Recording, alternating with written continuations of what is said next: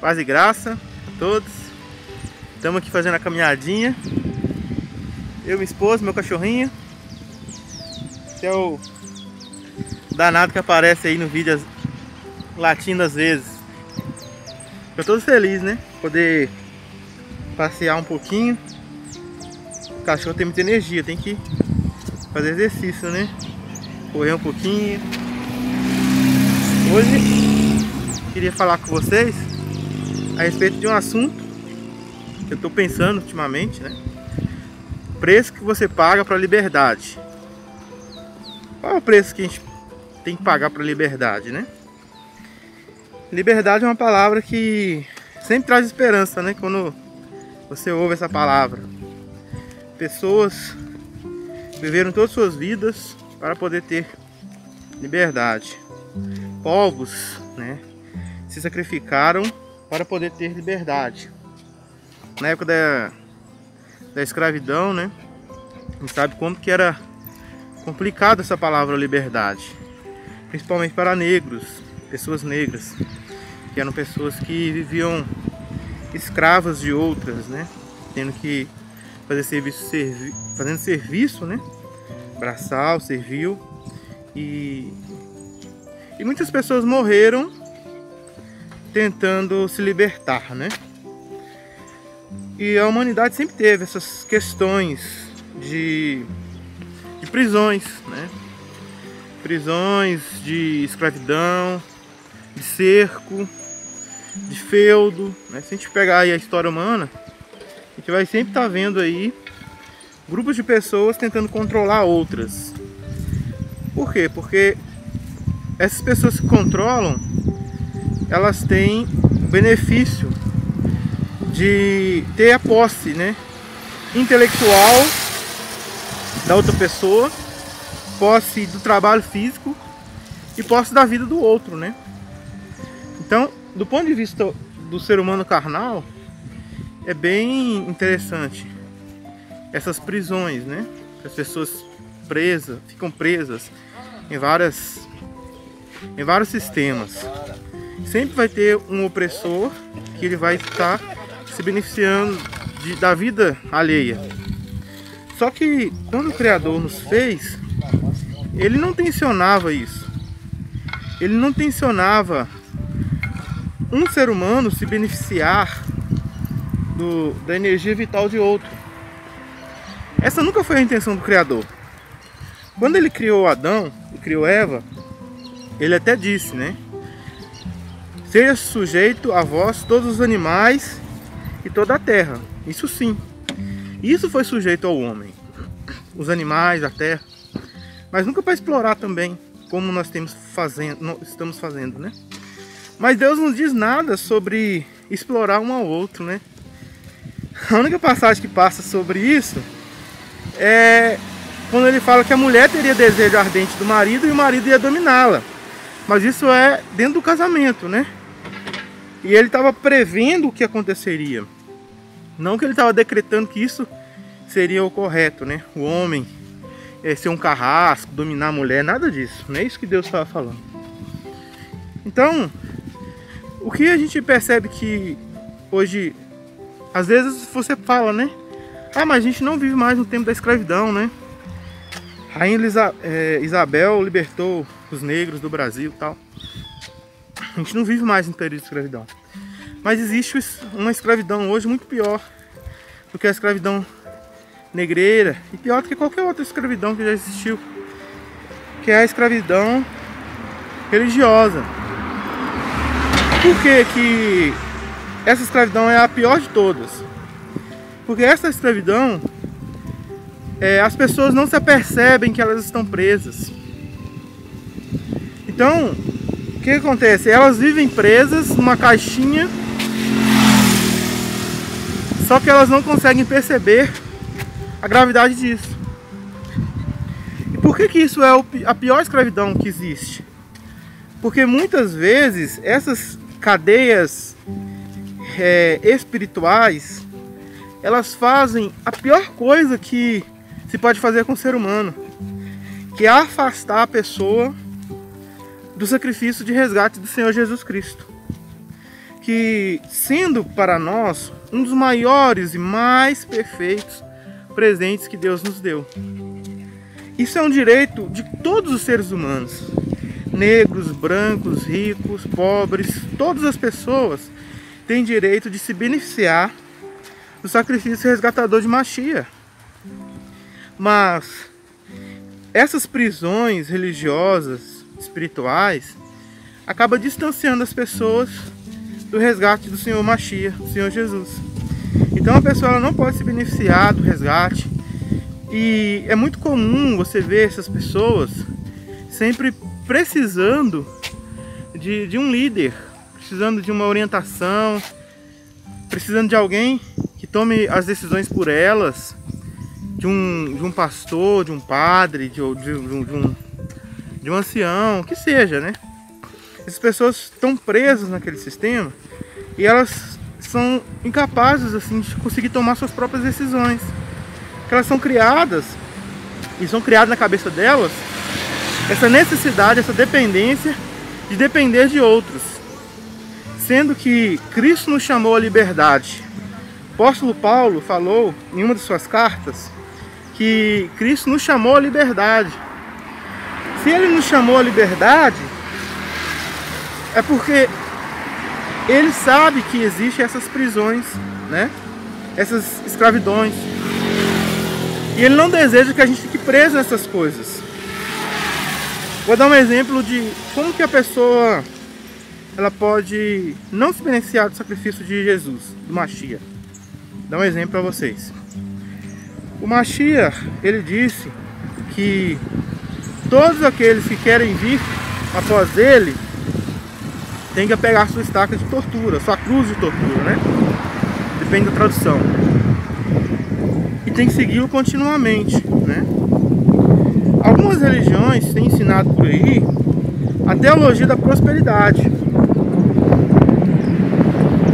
O que essa teologia ela faz? Olha só como que essa teologia ela é covarde, ela aprisiona a pessoa. Vocês vão entender. Quando a pessoa acha que o relacionamento com Jesus Cristo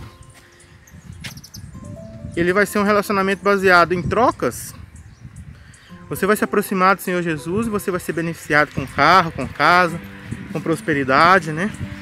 Sai fogão velho, entra fogão novo. Sai casa velha, entra casa nova. Essa teologia é tão perversa que as pessoas elas se aproximam de Jesus por interesse material. Então na cabeça de uma pessoa, isso aí é normal, de ser humano, gente. Nós ser humanos, nós temos isso que é nato de qualquer ser humano. Todo mundo quer ter uma casa, todo mundo quer ter um carro, todo mundo quer ter um bem material. É ou não é? Tô mentindo? Todo mundo quer ter. Por quê? Porque nós precisamos de coisas materiais, nós somos a terra. Então essa teologia, ela trabalha na onde? Bem na vontade do ser humano de ter coisas. E é uma área muito complicada, porque o Senhor Machia falou que todo aquele que quiser servir há 2 anos, ele vai ter problema. Ele não vai conseguir servir a Deus e as riquezas. Tem jeito. Ou você serve a Deus, você serve o dinheiro. Então, para que serve essa teologia da prosperidade? Para inculcar na pessoa o materialismo, a vontade de ter. Isso aí, na verdade, é um tipo de marketing, né? Religioso, que prende muitos naquele sistema religioso. A pessoa fica presa ali, esperando bênção, esperando riqueza, prosperidade. Então, aí ela nunca vai desfrutar do verdadeiro relacionamento com o Senhor Jesus, que é um relacionamento baseado na misericórdia, na graça, nos problemas. Porque ele falou com o apóstolo Paulo assim, olha, o apóstolo Paulo estava reclamando, né? Estava com um espinho na carne. Um anjo de Satanás o esbofeteava. Aí ele foi e pediu para o Senhor tirar esse espinho. O Senhor disse para ele assim, olha, basta a minha benignidade merecida, minha graça, que lhe foi dada, pois o meu poder é aperfeiçoado na fraqueza. Então Paulo fala, com muito bom grado vou me jactar, ou vou me maravilhar, vou me gabar das minhas fraquezas, dos meus insultos, das minhas tribulações. Porque quando estou fraco, é aí que sou poderoso. Por quê? Porque o poder de Cristo está nele. Então a teologia da prosperidade, ela destrói esse processo que todo cristão precisa passar, que é um processo de sofrimento, de perseguição, de autoafirmação, de esvaziar-se a si mesmo, para poder estar fraco, estar debilitado, entender suas fraquezas e deixar o Cristo trabalhar na sua fraqueza. Entende? Cristo trabalhando na sua fraqueza e você se fortalecendo no poder do Cristo.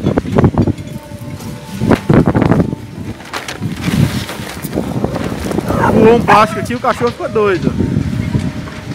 Nem sei se esse vídeo vai ficar bom porque tá ventando muito, né? Eu tenho que arrumar um fone, alguma coisa assim. Tem que descobrir como é que eu vou fazer isso ainda. Então, a teologia da prosperidade é uma cadeia mental, pessoal. É uma cadeia mental que faz com que as pessoas não se beneficiem do resgate do Senhor Jesus. Elas não crescem em Cristo, elas ficam atrofiadas, ficam criancinhas na fé. Por isso não é incomum você ver pessoas, né, que seguem essa teologia não tendo espiritualidade. As pessoas geralmente só falam de dinheiro, de riqueza. Aí você vai falar de Bíblia, essas pessoas não têm Bíblia, não tem nada, né? Isso aí é um exemplo. Quero dar outro exemplo também. Então, o primeiro que eu estou dando, vou dar dois exemplos hoje. Primeiro, a teologia da prosperidade, que é desenvolvida em muitas religiões hoje. Segundo, que nós também percebemos que distancia as pessoas do Cristo, é o poder da liderança sobre os membros.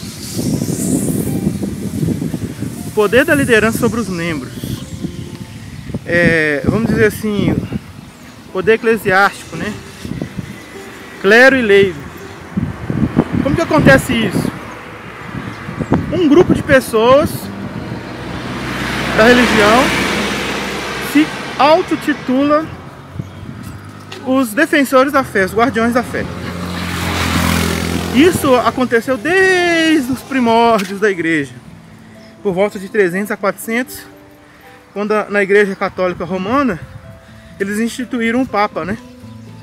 E por meio do papa a graça vinha ao mundo, não era nem mais por meio de Jesus, né? Por meio do papa a graça vinha ao mundo. O papa era a ligação entre Deus e a humanidade na terra.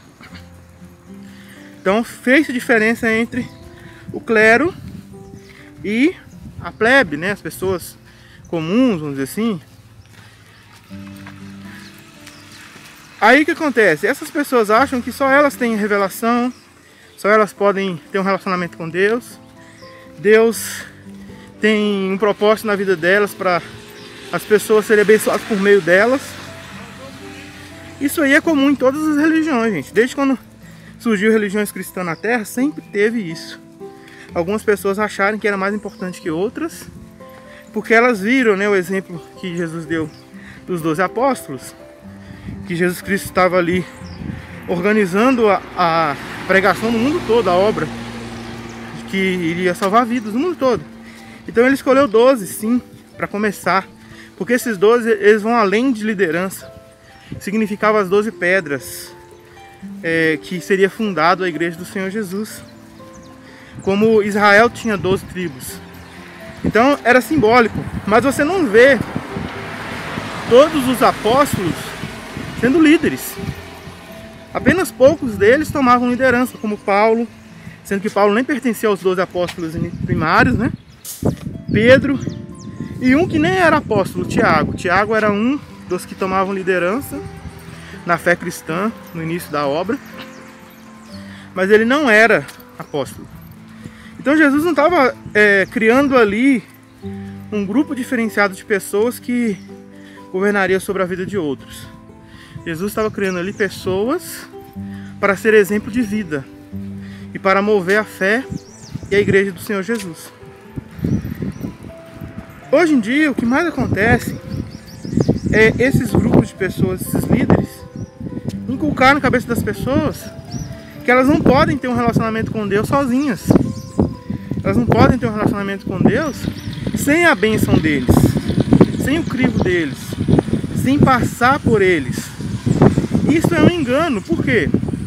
Se a gente analisar o que a palavra de Deus fala, a Bíblia fala, uma passagem que Jesus Cristo falou assim, olha, onde tiver 2 ou 3 reunidos no meu nome, ali estou junto com eles.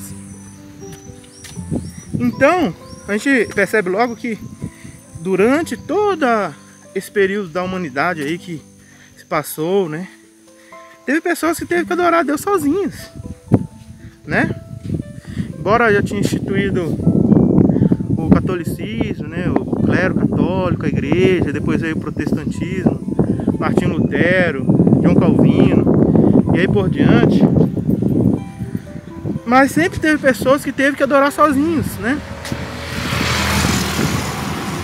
Essas pessoas não deixaram de ser cristãs, irmãos, porque elas precisaram adorar sozinhas. Sozinhas sim que eu falo, né? Desvinculado de religião nominal. Porque nunca estamos sozinhos, né? O verdadeiro cristão, ele nunca está sozinho. Ele sempre está rodeado de alguém, ele está ajudando alguém, está ensinando alguém, está aprendendo de alguém.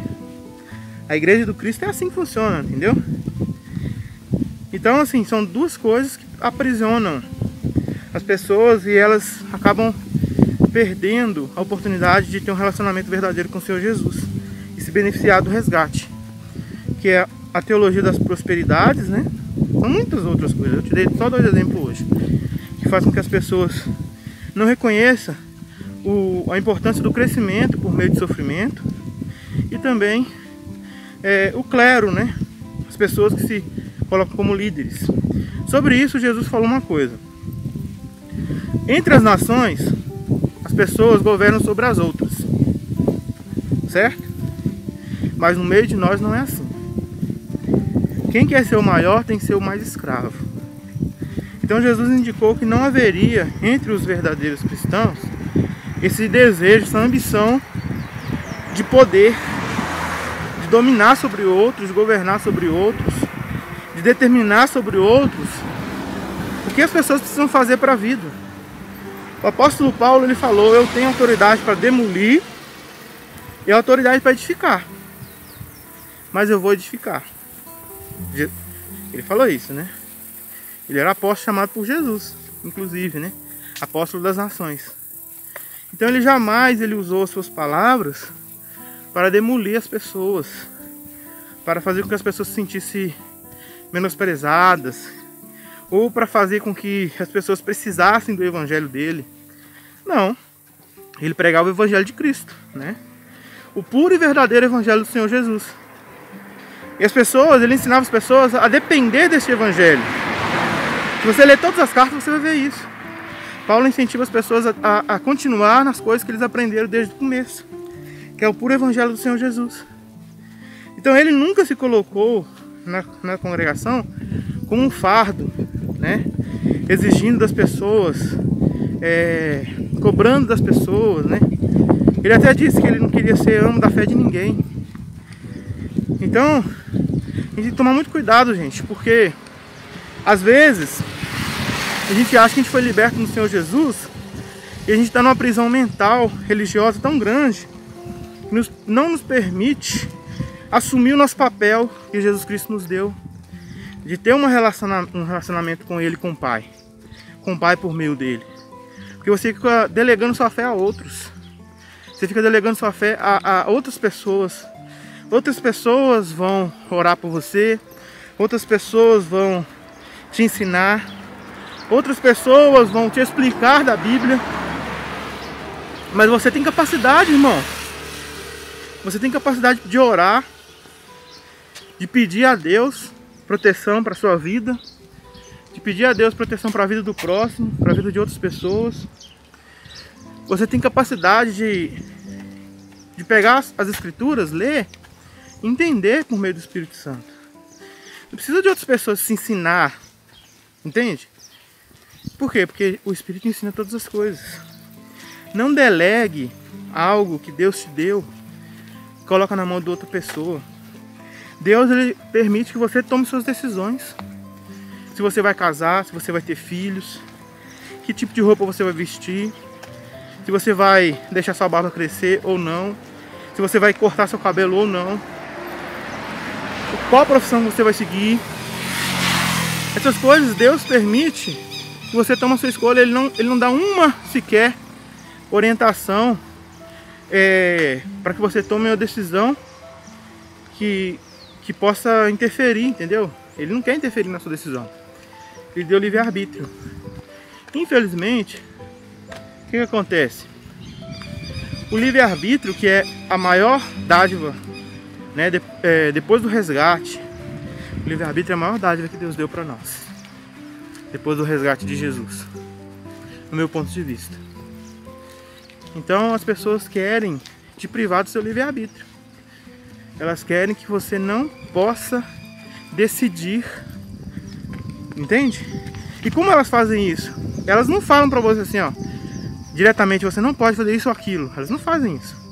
Elas vão criando regras de comportamento. Cria uma regra hoje, cria uma regra amanhã, cria uma regra depois da manhã. Vai virando tradição.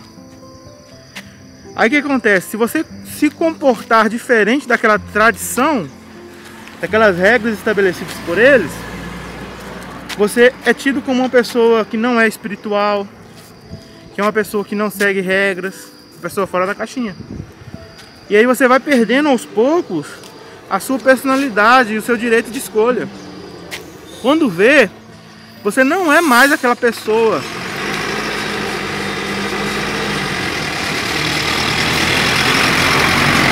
Deixa o caminhão passar aqui. Deixando o caminhão passar aqui, por causa do barulho. Quando vê, a pessoa que você se torna não é nem a pessoa que você é. Que você foi cercado a sua vida inteira de regras. E daí você foi achando que você era aquilo tudo, mas aquilo tudo não era, não te agrada. Não faz parte do seu ser. Entende, irmãos, o que eu tô falando? Talvez pessoas que não tiveram no sistema religioso não conseguem entender o que eu tô falando. Mas pessoas que tiveram no sistema religioso vão se identificar com essas coisas que eu estou falando aqui. E aí a gente deixa tudo delegado na mão de outros e você não se transforma no homem ou na mulher que você precisa se tornar para Jesus Cristo. Porque tempos ruins virão na grande tribulação. E Jesus está preparando o seu povo. Você tem que se tornar a pessoa que Ele precisa que você se torne. E às vezes isso é forjado por meio de sofrimento. Mas essas normas, essas regras, essas imposições de consciência vão deixando você muito longe do homem que Jesus determinou para você. Por isso que é um perigo a gente deixar se levar por ideias humanas, pensamentos humanos, ir com a multidão, seguir o viés, né, do que é certo e do que é errado baseado em tradição humana. Foi isso que os fariseus fizeram e por isso mataram Jesus. Então, irmãos, se afaste disso. Mesmo que você faça parte de um sistema religioso, saiba que você depende de Deus. Você não depende de um homem, de um líder, de um pastor, de um padre, de um bispo, de uma religião. Você não depende, você depende unicamente de Deus, que deu Jesus para te salvar dos seus pecados. E se você está nessa questão da teologia da prosperidade, irmão, acorda. A única coisa que o dinheiro pode dar agora pra gente é as coisas necessárias para a vida. Fica iludido demais com isso não. Jesus não prometeu agora, nesse mundo, a prosperidade não, entendeu? A única prosperidade que Ele disse foi a prosperidade de espírito, né? Felizes os cônscios, ou felizes os pobres de espírito, pois eles herdarão o reino de Deus. É com essas palavras que eu gostaria então de terminar este vídeo. Espero que vocês tenham gostado dessa reflexão.